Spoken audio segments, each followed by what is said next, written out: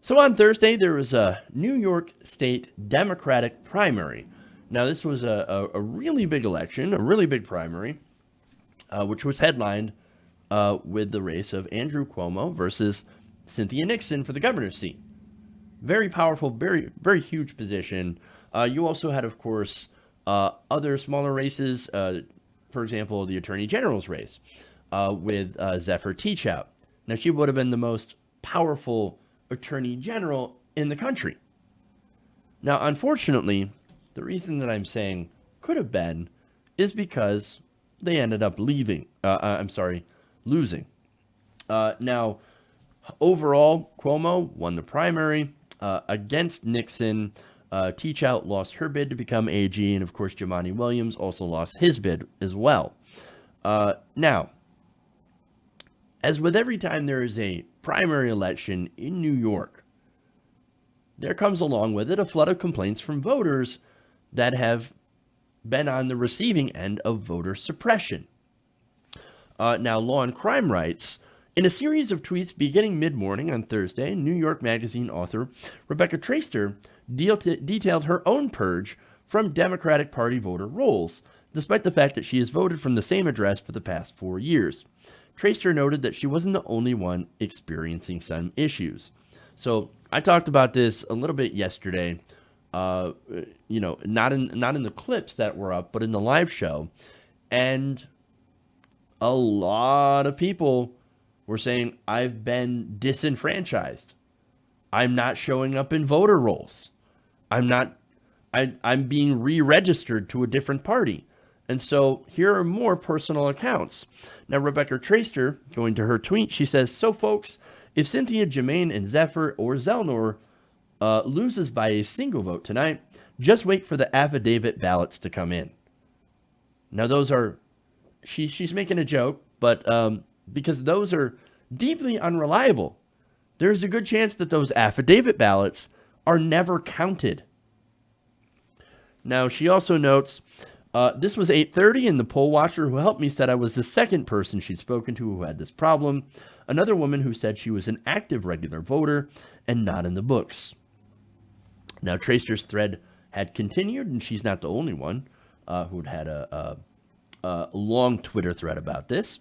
She said, also my next door neighbor registered for years as a Democrat, an RHA activist, extremely politically engaged, and especially in local and state elections this season, is not on the rolls at our polling place. She's on her way to get a court order as we speak. There's more. Lydia Polgreen, editor-in-chief of HuffPost and a former director at the New York Times, said she had her information scrubbed from the Democratic Party's voter rolls as well. Jess McIntosh, a New York resident who hosts the Signal Boost show on Sirius XM, also went to vote. And guess what? Her name was also not in the Democratic Party voter rolls. Weird. Kristen Richardson had discussed her own experience and had multiple friends, noting that she had never once been forced to accept an affidavit before today. Even, of course, Democratic National Committee member Nomiki Konst, part of the DNC Reform Commission, experienced a purge. She put out a video as well saying, hey guys, I got purged from the rolls. Now, look, those are, of course, you can go and you can see those threats. There's a lot of them. A lot of people got purged from the rolls. Now, purges happen, of course, right? But usually it's supposed to happen when people either move or are dead. Now, those people that I just referenced, they A, didn't move, and B, pretty sure they're not dead. They still got purged from the rolls. But that's not the only issue. There's more. Some voters also found that they were still on the voter rolls, but it came to learn that they had somehow been moved over to the conservative New York State Reform Party. So, if you're registered as the Reform Party, you cannot vote in a Democratic primary. Jalopnik writer Michael Balabon, noted that after years of being registered as a dirty Dem, I get to the voting place today and I'm informed that I am now registered as a member of the Reform Party and I cannot vote. Weird. There's more. Fiction writer Kea Cruz said this: I wasn't able to vote today because my party had been mysteriously changed without my permission.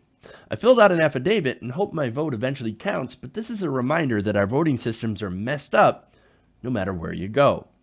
And there was a reporter that also apparently witnessed a man at a Brooklyn polling station in Sunset Park pleading with poll workers to find his name. He's like, my name's not there. It's not there. I want to vote, but where is my name? Where's my registration? Well, apparently he had to get a provisional ballot, even though he was a registered Democrat and had lived there for 20 years. Not only that, but it gets worse.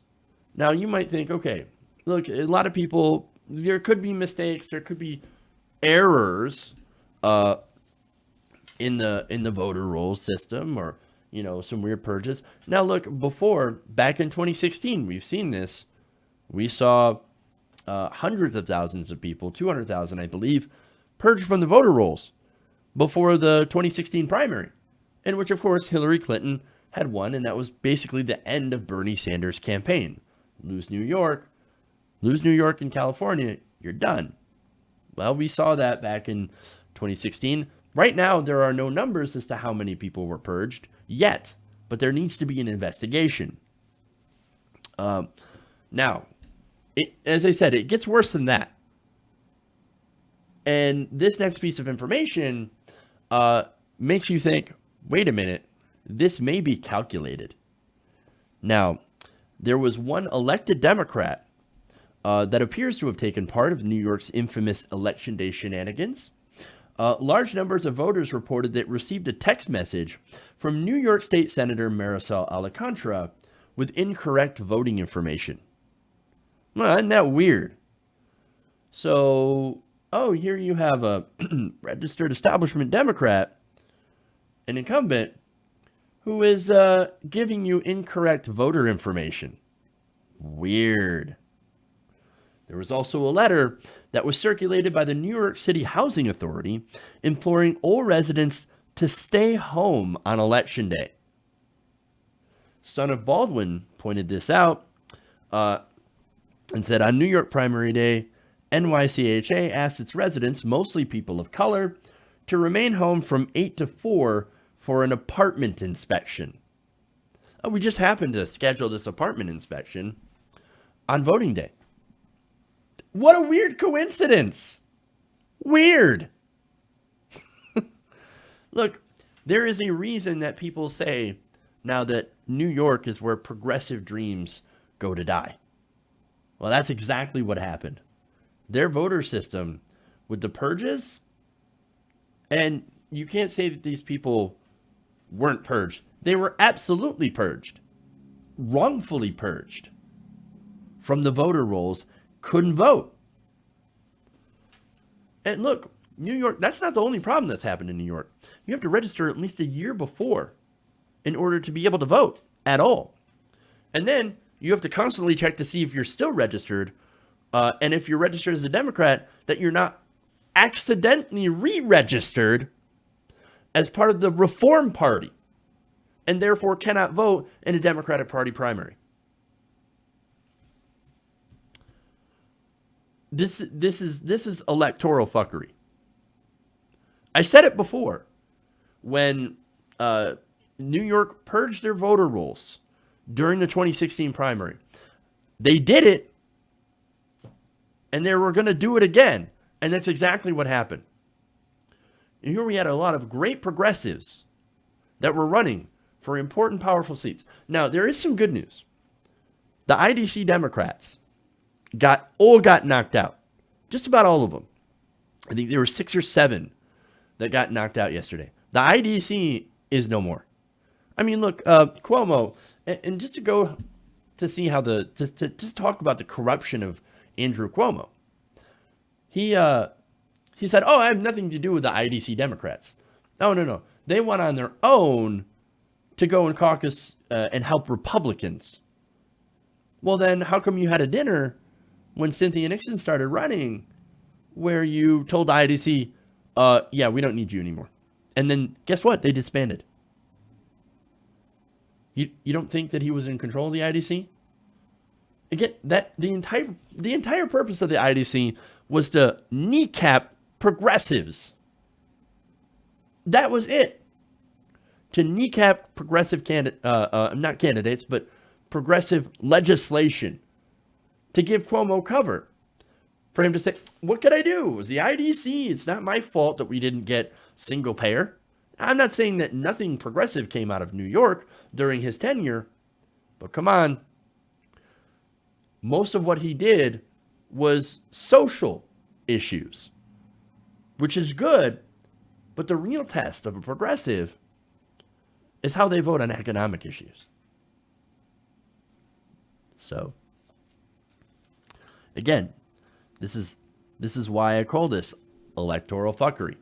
You have corruption, massive corruption. And you can argue that Sean Patrick Maloney, who was running a race against Zephyr Teachout, and there's I forget the other candidate who actually ended up winning. Patrick Maloney might have been a spoiler that was put in there. Now, I remember doing a story on Sean Patrick Maloney where he was like, no, we should take more money from corporations, more money from Wall Street. Gee, I wonder why he would want to spoil the AG's case or the AG's election. Look, Zephyr Teachout would have been incredibly powerful because she would have actually gone after Cuomo's corruption. So, I'm just saying this because, you know, I think it's fairly clear what happened. Now, of course, as soon as I point out that this is voter suppression, of course, there's going to be centrists that jump down my throat. Oh, no, the election's not rigged. Oh, come on. No, it's just that Cuomo was just more popular. I'm not saying that Cuomo wouldn't have still won. I think he had massive, massive advantages. And even in New York, still pretty well liked. So I'm not saying that, you know, any of these, if these people had not been disenfranchised and purged from the voter rolls, which they clearly were, that you would have had a progressive upset. I'm not saying that at all. But I am saying that there are people being disenfranchised, and that is a big, big problem. And if you want to ignore that, well, I don't think that's a good idea because one of these days it's going to happen to you. Look, New York has a lot of problems, man. This is not a coincidence. New York needs to seriously clean up their elections. Now, unfortunately, with no progressives in upper office, it's going to be a lot harder to do. So that's why we need to take it over from the bottom up. Those 6 IDC Democrats that got knocked out, that's a good start. That's going to be able to impact a lot of policy in New York. Now imagine if they get, for example, a single-payer bill passed, and they bring it to Cuomo's desk. Cuomo wants to run for president. You think he's going to turn that down? You think he's going to be responsible for killing single-payer, which has over 70% approval rating among the American people? And over 85% approval among Democrats? Not if you want to run for president. These 6 seats are going to have a lot of power. And so I think that is a victory. But don't forget that this election, that there were a lot of problems, a lot of so-called irregularities, and we have to fix those. And we've got to fix them soon. Hey everybody, thanks for watching this video. If you want to see more like this, please hit the subscribe button below. And if you want to support truly independent progressive media, please consider becoming a patron at patreon.com/TYTNation.